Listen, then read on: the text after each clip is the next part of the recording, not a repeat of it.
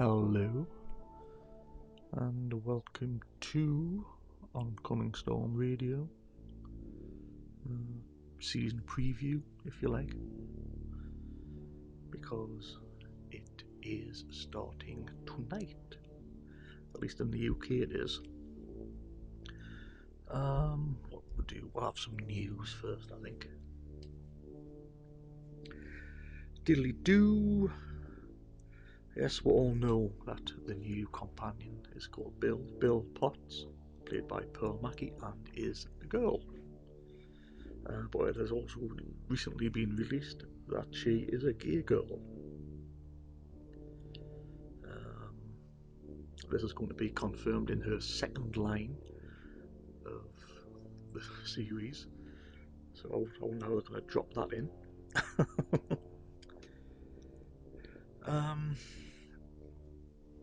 There's also been rumours that before she's even started, she's going to die. She's not expected to last this season because, as we know, Moffat leaves. This is Moffat's final season, and Chris Chibnall will probably want to come in with all his new folk, new ideas and whatnot, in the same way that Moffat did take over when he took over from David Tennant. Coffee time. I see that's how relaxed we are here in Oncoming Storm Studios. Coffee, biscuits. Oh, I've got no biscuits.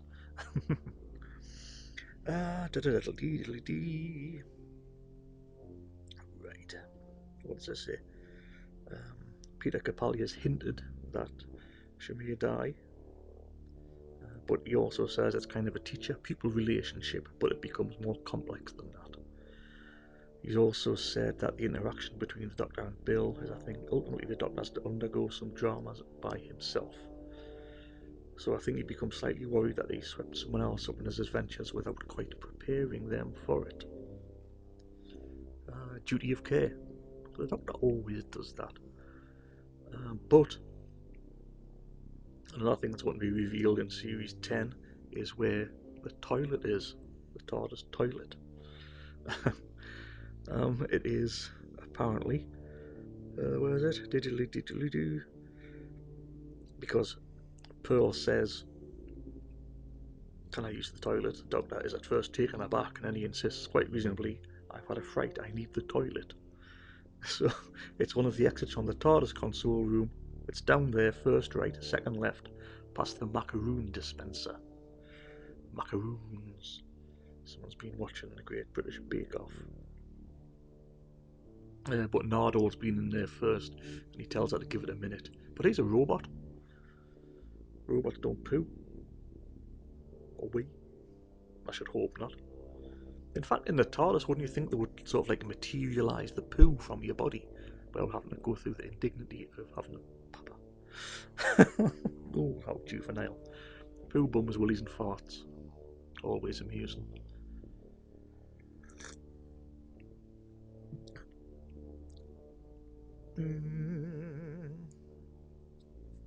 Oh, I don't think this is a spoiler. Well, it is, but it's been widely, what do you call it, sort of released. It's been in all the media. It's been confirmed that John Simm is going to return as the Master. So he was last played the Master in The End of Time with David Tennant. So then he regenerated off screen into Michelle Gomez's new incarnation, Missy. So we're going to have Master and Missy. That could get very narcissistic. But how far back is the Master going to be? Is it going to be Harold Saxon? Or is it going to be the new Master who could fly things? Because he did go off back to Gallifrey. Because he shot Rassilon when he was 007 Rassilon. Which is a bit of a thing, really, because when we saw Rassilon again, he was an old man. An angry old man. But what happened with Gallifrey at the end of time? It's that long since I've seen it, because it did sort of... I thought the first episode of that was brilliant, and the second episode sort of like, which was on a New Year's Day, sort of like petered out. a bit. So, was it explained what happened? I don't think so.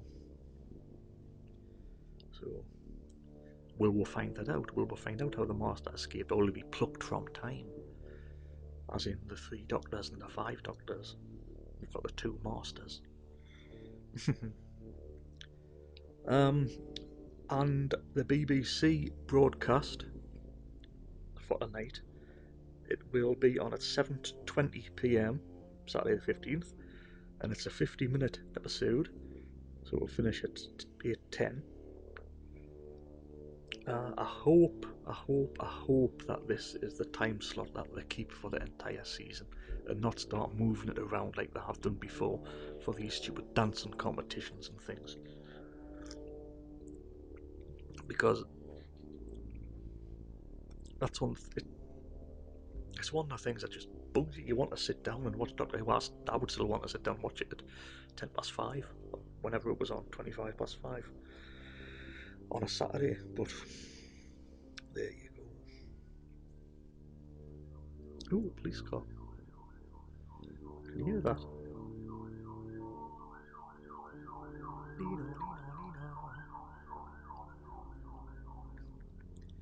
Right, so the pilot is called The Pilot, apparently, and the synopsis, which has been released to the media, is 2 worlds collide when the Doctor meets Bill.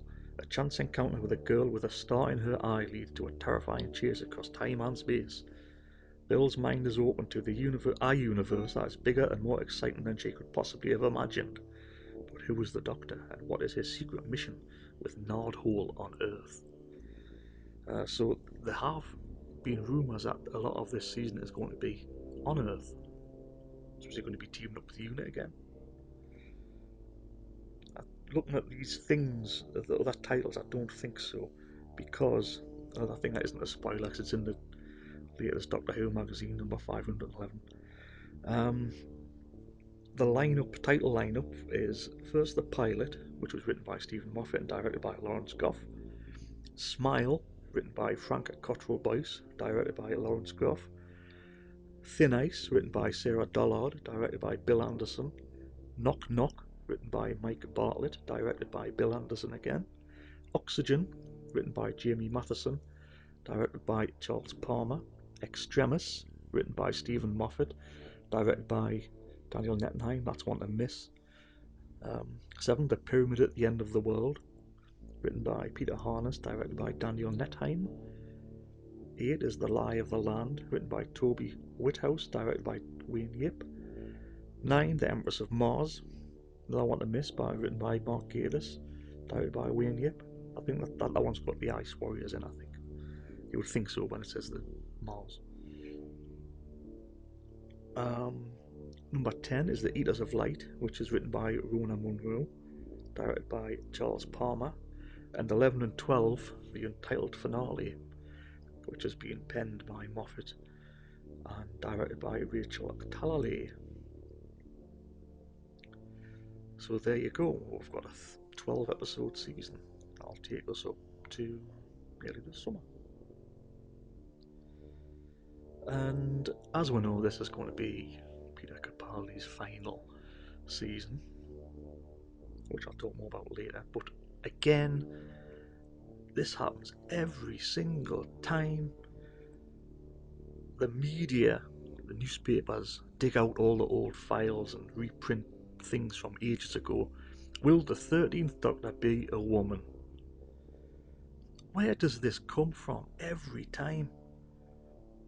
Apparently the BBC are still seeking, quote, a dashing male actor in his 30s. But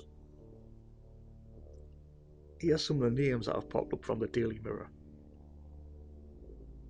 And these are always the ones that pop up. Where's it? Well, I've got them written down.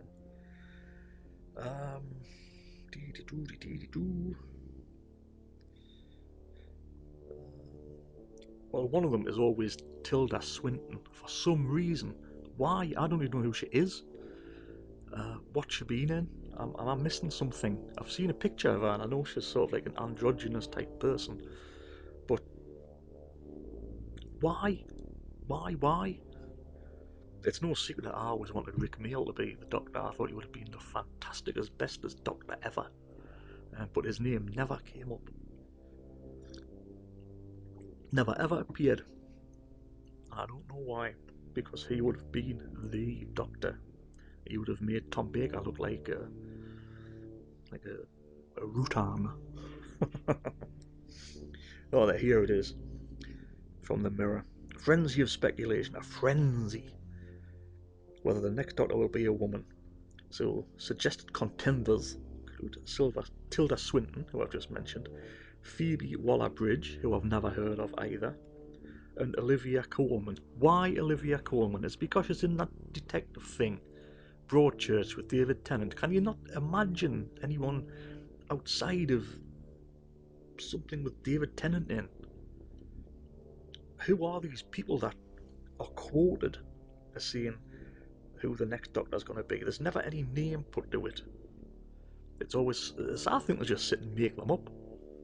Sitting in a paper office one on a bored afternoon when they've finished the bottles of whiskey and vodka that old journalists indulge in. Nothing, who's going to be the next Doctor Who? Well, we've got this one, this one, this one. We've got some pictures of them in the files. We'll slap that on the page. Who is going to be the next Doctor? Who would you like it to be? I wonder if they're going to have a reveal like they did with David Tennant. Not David Tennant, Peter Capaldi. A big reveal on a Saturday night. Because I think they know who it's going to be. The powers that be. And it is going to be a young lad, apparently, because another unnamed person, source, says that a lot of younger fans have been lost in the last few years, especially young females and the gay male audience. This is what I said in the last episode of the podcast. Also, the revenue from merchandising has nosedived, and they want to rectify this by casting someone in the mould of David Tennant. So that's the credo now to be the Doctor. You've got to be attractive to little girls, attractive to the gay male audience, and you've got to be able to put your picture on a cup and things and sell wads of cash blowed thingamajigs for BBC merchandise. That's it. So it doesn't matter about the skill of the actor. It's going to be who can sell the most magazines and posters and cups and bowls and screwdrivers and things, hats, t-shirts, underpants, shoes, socks, mini tie-dye.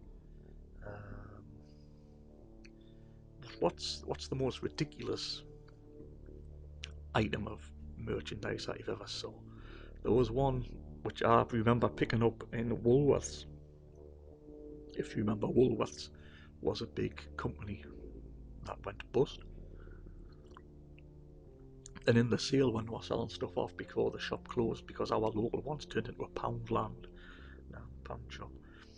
But they were selling off the Doctor Who figures, and I remember picking up Destroyed Cassandra, and it was reduced from 10 quid or something to 50 pence, and I still wouldn't buy it, because if you don't know what Destroyed Cassandra looks like, Google it. It is the worst model of anything ever that they dared to ask money for, really. Because if you remember, Cassandra, she didn't get moisturised and blew up. That's literally what you got for the frame. So I wish I had bought it now. It was that crap. What's that noise?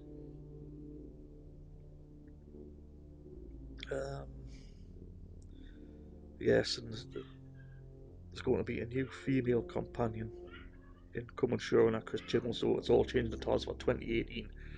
And BBC News have made a big thing about Bill being gay, first openly gay companion. Openly gay, as in what? What's that?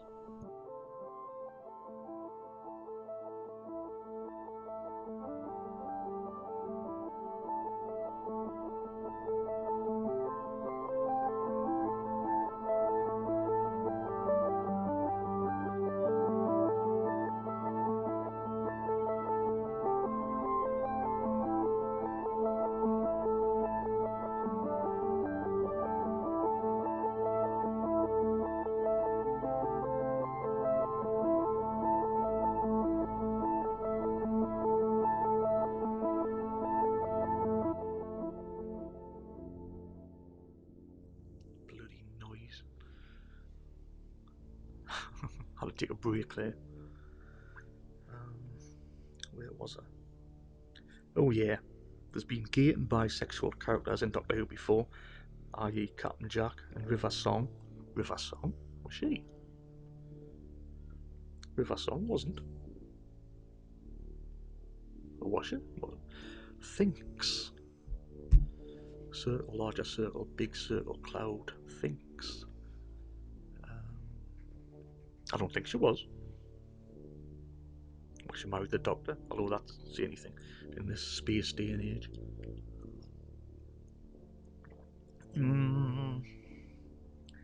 Lost me thread now. I've spoken about that. Yeah, alright, yeah. There's more quotes. Pearl Mackie said, "It shouldn't be a grade about being gay. It shouldn't be a big deal in the 21st century. It's about time, isn't it?" Pearl Mackie, who plays Bill, told the BBC. "That representation is important, especially on a mainstream show." She added, "It's important to say people are gay, people are black. They're also aliens in the world as well, so watch out for them. I remember watching TV as a young mixed race girl, not seeing many people who look like me, so I think being able to visually recognise yourself on the screen is important.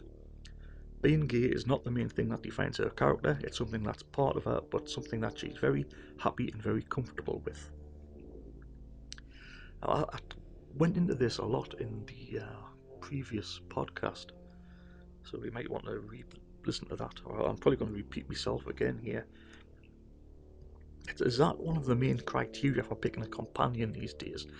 They've got to tick the ethnic diversity box, the sexuality box, the disability box, and all that. It seems to be casting by numbers. It's not going by talent anymore. You've got to have a quota of things.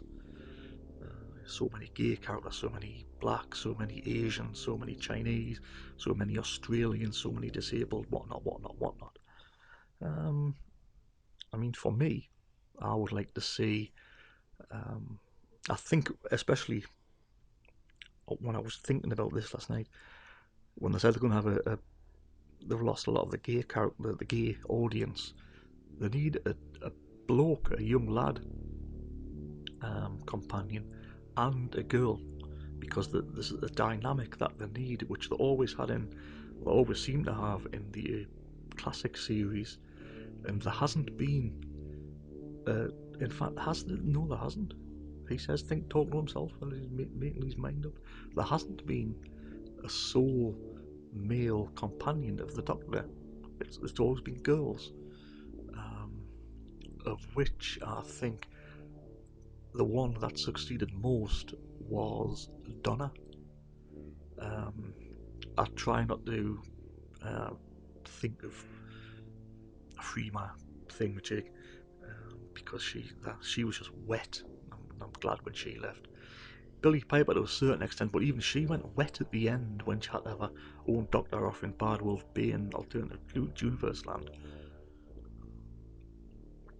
Can we have someone that doesn't fancy the Doctor? I mean, did Tegan, did Nissa, did Sarah? Well, Sarah Jane did. She admitted that. But which one?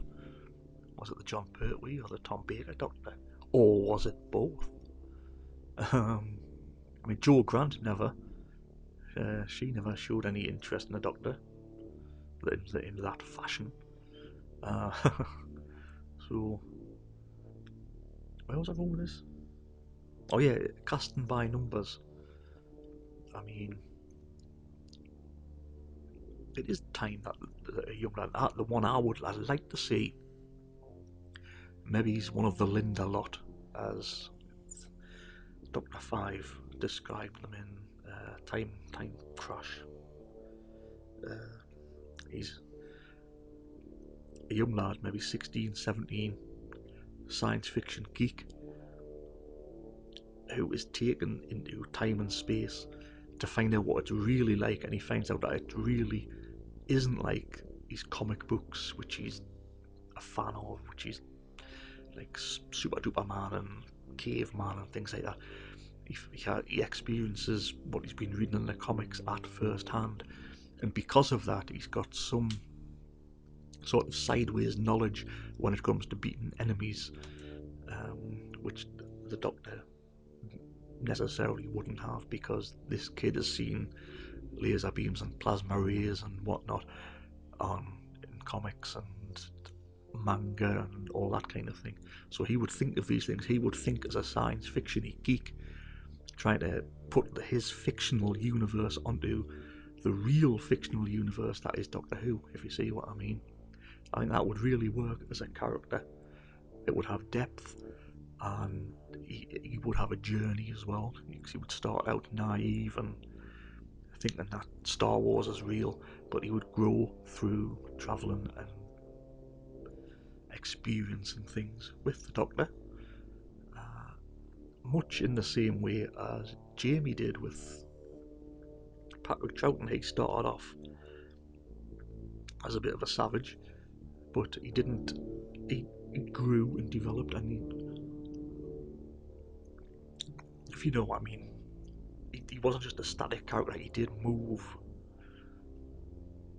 and by the time the war games came around, he was quite, I wouldn't say up to date because he didn't understand technology and whatnot, but he had changed in his time with the Doc. All it seems is just at the minute, everything that happens is he picks up a girl companion who's some sort of quirky thing, and then she falls in love with him over time, or admires him and all this, and that's it. He leaves her, everything's sad, boo-hoo. She hasn't grown much. It's a Donna did, but she can't remember because her brain will burn. It's just one of those things that a lot of the character, the companion, has taken over the Doctor to a certain extent, especially Clara. But even her journey wasn't. It sort of peaked and then troughed. She should have left when. Um, what's his name? Oh, what's his name? The Doctor before this one. Matt Smith. She should have left when Matt Smith left, because the end of her story arc was that she was the companion who blew in on the leaf. That was her thing.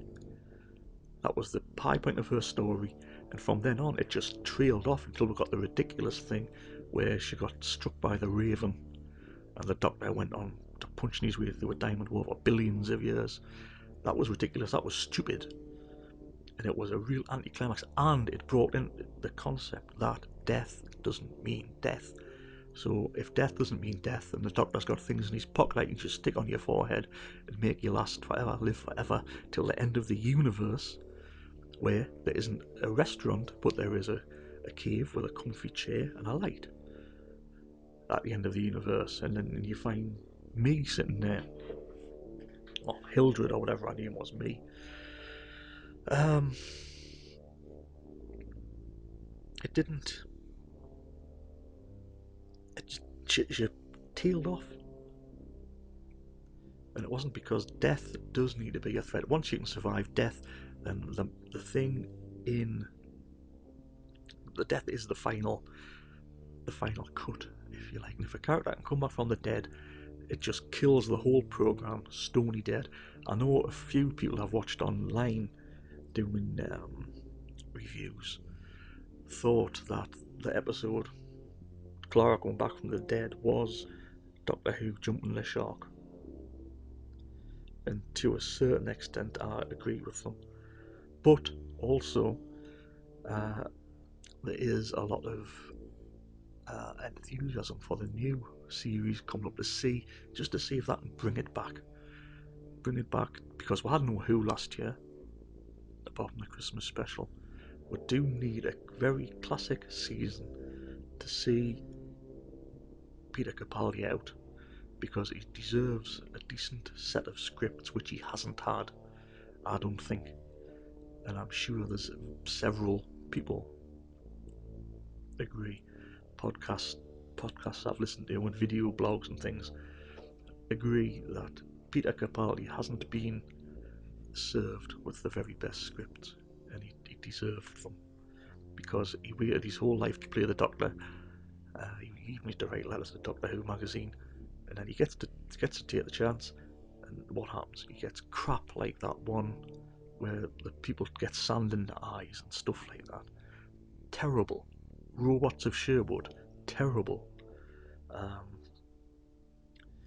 The last one, which I mentioned, where he punched through the wall. Terrible. Really, really crap episodes. And the, I, I might even go as far as say as if this season plummets, we'll have next season with a new Doctor, and if that doesn't go off the stratosphere, then the program will finish because people won't watch it. It's not the required viewing that it was anymore. Who's to blame? Is it us getting older? Us getting more cynical? Us getting used to it? Or is it actually the show going through the doldrums? Might be a bit of both, but I know I'm sounding pessimistic, but I really do think that this season and the next one are make or break, and if it doesn't book its ideas up, it might be better to put it back in its box for a little while. So that's all I've got to say on that, really. And literally, just through the post box, well, I had to open the door because it was too big to fit through the post box, I have received, literally before starting this, I was setting up the microphone, I had to go and get the answer the door. 3 new Doctor Who novels, which I literally have just taken out the thing. This one is Doctor Who, The Shining Man by Cavan Scott. And it is Capaldi and Bill. And this next one, Diamond Dogs by Mike Tucker, which is the Doctor and Bill again. And this one, Plague City by Jonathan Morris, which is a well-known writer for Doctor Who. And this one's called Plague City, Fear is Contagious, and this one has Nardole in. I will be going into them in the next podcast, which I'll do next week, obviously, because we have got shows to review again after tonight. I'll probably be midweek because I don't want to do spoilers for people around the world who haven't seen the episode yet. I think in the US it's going to be on today as well, but when you get the likes of Australia and whatnot a week behind, I would hate to spoil it for anybody, because just recently I've been watching The Walking Dead. I've been binging on The Walking Dead over the holidays, and my niece came in and told us that someone died. So the last time someone did that, I punched them, literally, they told us who won The Apprentice. But anyway, that's by the by. So that's about it for this ep. Get this up. Remember, watch tonight. Send your thoughts and whatnot onto the Facebook page, and I will collate them and read them out in the next podcast, which, as I say, will be sometime next week. So thank you and good night.